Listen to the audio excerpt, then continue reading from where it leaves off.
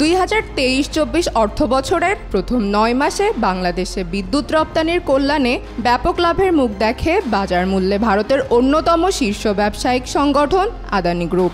এতদিন শুধু বাংলাদেশের রপ্তানির লক্ষ্যে ভারতের ঝাড়খণ্ডে 1600 মেগাওয়াট উৎপাদন ক্ষমতা সম্পন্ন আদানি গোড্ডা কয়লা বিদ্যুৎ কেন্দ্রে বিদ্যুৎ উৎপাদন হয়ে আসলেও বাংলাদেশের ক্ষমতার পট পরিবর্তনের প্রেক্ষাপটে পাল্টেছে দৃশ্য।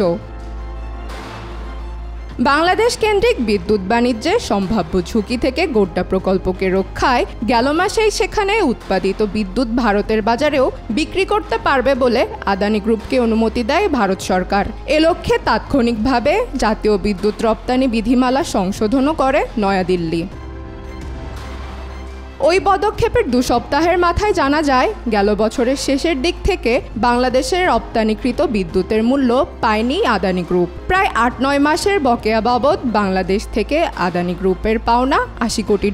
বকেয়া অর্থ উদ্ধারে তখনই অন্তর্বর্তী সরকারের প্রধান উপদেষ্টা ডক্টর মোহাম্মদ ইউনূসকে চিঠি দেন আদানি গ্রুপের চেয়ারম্যান গৌতম আদানি।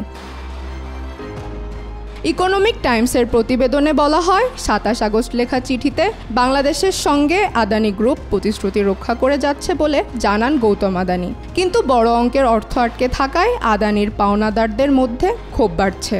এমন পরিস্থিতিতে বাংলাদেশ বিদ্যুৎ উন্নয়ন বোর্ডের কাছে আটকে থাকা আদানির পাওনা অর্থ দ্রুত পরিশোধ এবং ভবিষ্যতেও নিয়মিত অর্থ পরিশোধের অনুরোধ জানান ভারতীয় এ ধনকুবের। আদানি গোড্ডা থেকে বাংলাদেশে বাণিজ্যিকভাবে বিদ্যুৎ সরবরাহ শুরু হয় গেল বছর এপ্রিলে।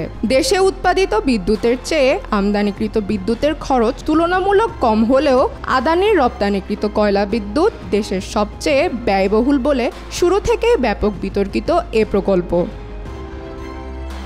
চন্দ্রিকা মজুমদার, আজকাল, নিউজ ডেস্ক।